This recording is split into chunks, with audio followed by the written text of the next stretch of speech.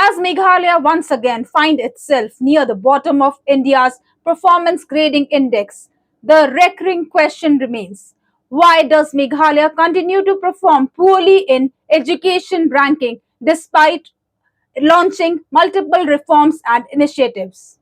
The larger question is now no longer about states' continuous poor ranking, but about whether the reforms introduced by the government are truly reaching classrooms, students, and teachers.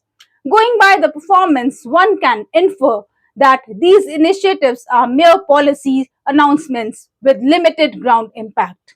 Over the past few years, Meghalaya has launched several ambitious education initiatives. These include the Meghalaya Teacher Training Academy, the CM-led fellowship, the Community Integrated Skill Learning, School Rationalization Policy, and new opportunities for school dropouts to re-enter the education system.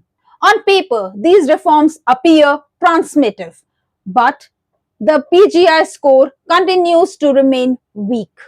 The gap between policy vision and implementation is now becoming the central issue in the Meghalaya's education story. Why Meghalaya's PGI rank remains so low? The Performance Grading Index evaluates states across areas such as learning outcomes, school infrastructure, governance, teachers training, enrollment, and equity. Meghalaya's poor ranking reflect structural weakness that cannot be resolved quickly.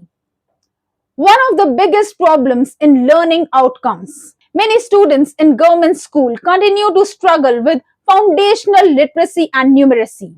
Even when enrollment improves, actual classroom learning remains inconsistent, especially in rural and remote regions. Infrastructure gaps also remain severe. Several schools still face shortage of science lab, digital learning facilities, libraries, functional toilets, internet access, and educate classrooms. Multigrade teaching is common in rural Meghalaya where one teacher often handles multiple classes simultaneously. Teacher shortage and uneven teacher quality continue to affect educational standards. While the government has established the Meghalaya Teacher Training Academy to improve continuous professional development, the initiative is still in early stage and has not yet transformed classroom learning statewide. The academy aims to improve teacher efficiency and professional development while aligning training with projects supported by the Asian Development Bank and World Bank.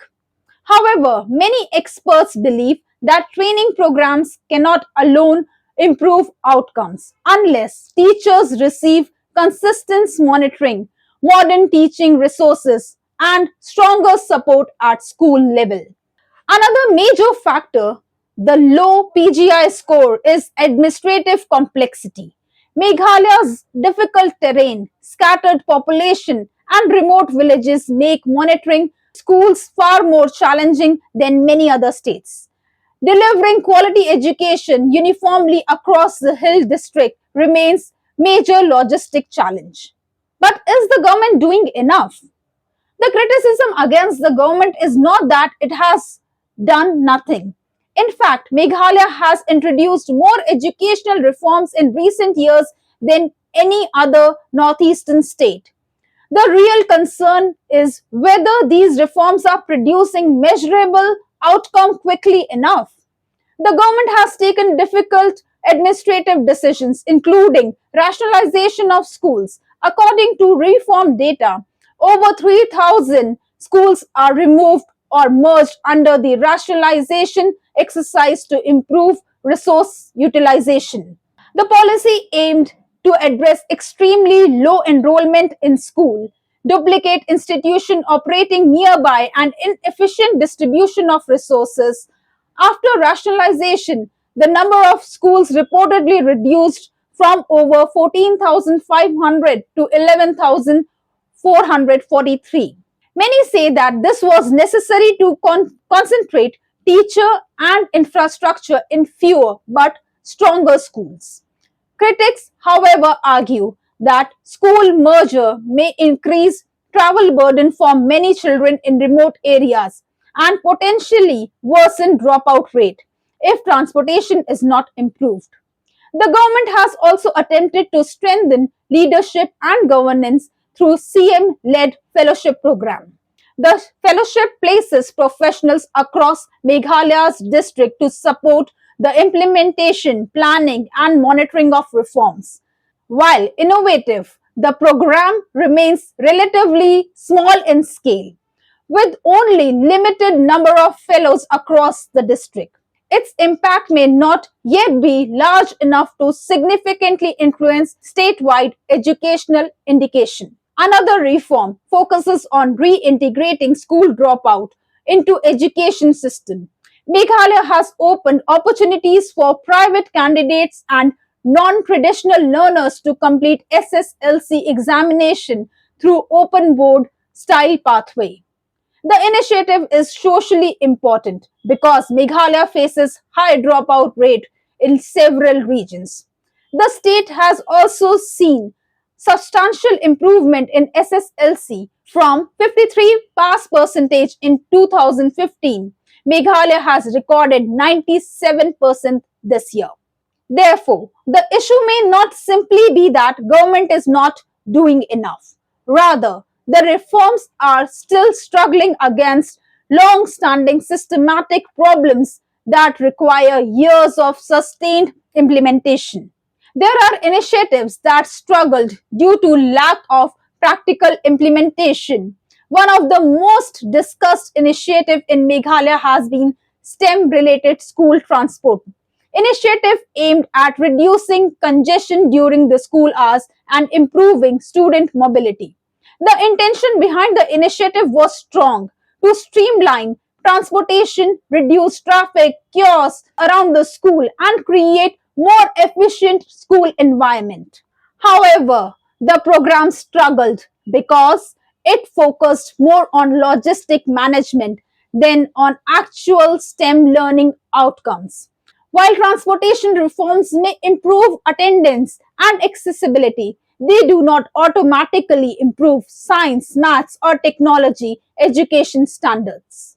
Many schools still lacked fully equipped laboratories, trained science teachers, stable electricity, internet access, and practical learning opportunity. Without strengthening these foundations, STEM-focused reform are unlikely to produce significant academic improvement. The government was also unable to fully convince many parents and citizens about the effectiveness of this initiative.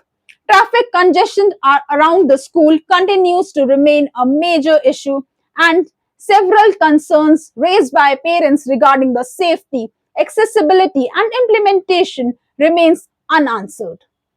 As a result, public confidence in such reforms has weakened, raising broader questions about how future education reform will gain public support if existing concerns are not properly addressed.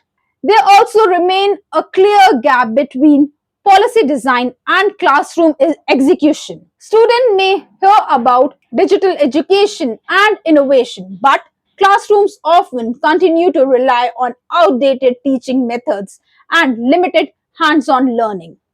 The state's new community integrated skill learning initiative attempt to address this by connecting education with practical community skills.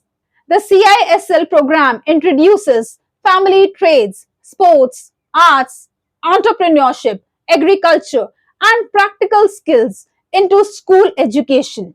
It is believed that this approach can make education more locally relevant and engaging.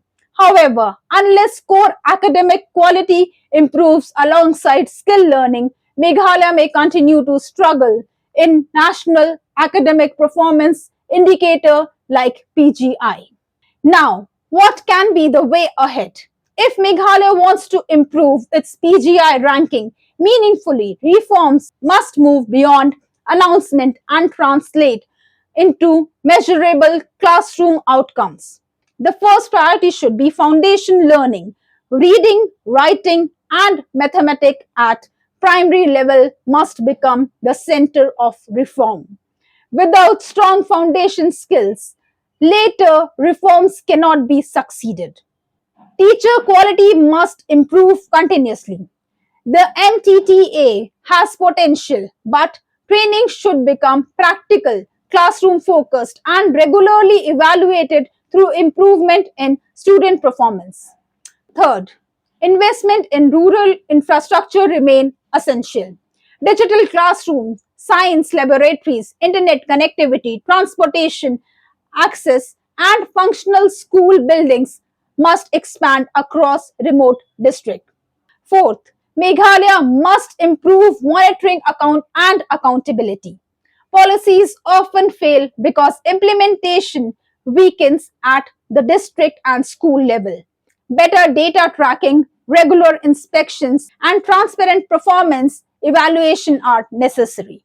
Finally, education reforms must balance local relevance with national competitiveness. Initiatives like CISL are valuable because they connect students to Meghalaya's culture and economy. But students must also remain competitive in national examination, higher education, and modern job market.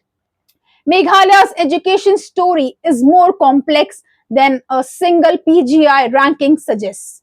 The state is clearly attempting structural reforms, some of which are ambitious and innovative. Yet, the result remains slow because the challenges are deep rooted and systematic. The real question is no longer whether reforms exist. The question is whether Meghalaya can sustain these reforms long enough and implement them strongly enough to finally transform learning outcomes across the state. Until that happens, the gap between policy ambition and educational reality may continue to define Meghalaya's PGI performance.